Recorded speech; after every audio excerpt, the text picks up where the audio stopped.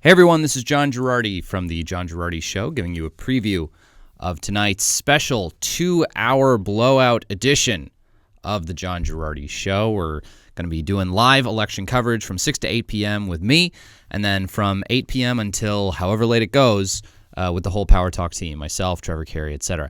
Tonight on the show, what are we going to focus on? Well, obviously, we'll be focusing on the election throughout. As I'm recording this now, it looks like Trump's going to win Florida. He's doing really well in Florida. It looks like he's doing okay in Georgia.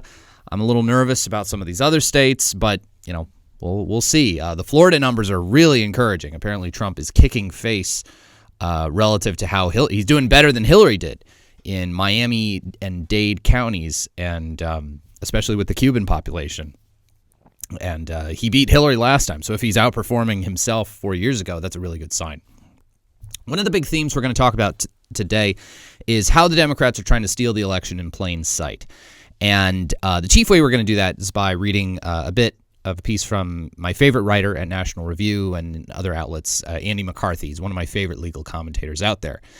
And the point that Andy McCarthy has been making is that basically unelected Democrat judges from different Democrat state Supreme Courts or whatever are trying to change election law, count as many ballots as they can, and then force the Supreme Court after the election to make a decision. And it'll be a painful decision where if they rule to say that all these ballots that were collected outside of the norms that their various state legislatures had established for their elections, basically if the U.S. Supreme Court decides we need to throw those ballots out, then it looks like, oh, the evil arch-conservative Supreme Court is throwing the election to Donald Trump.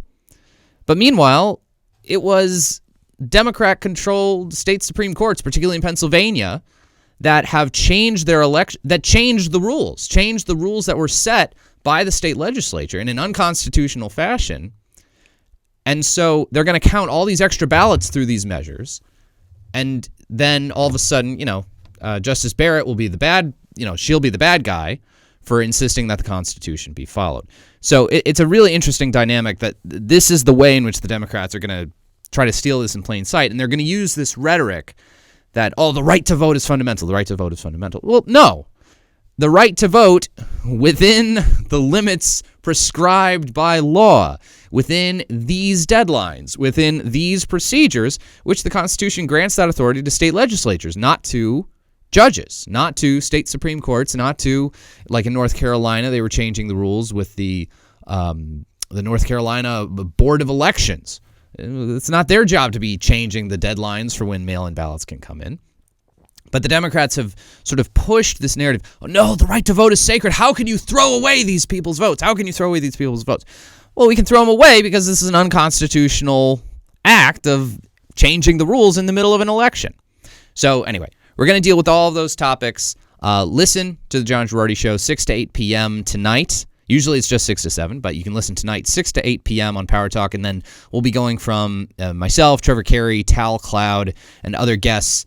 We'll be going from 8 until God knows when. At least 10, more likely till 11, maybe even longer than that. Sorry, Art Bell. We're going to cut into some of your UFO talk. Again, if you want to listen to Powertalk 96.7 FM in Fresno, AM 1400, or listen at powertalk967.com. That's going to do it. It's going to be a wild night. Hope you all will listen.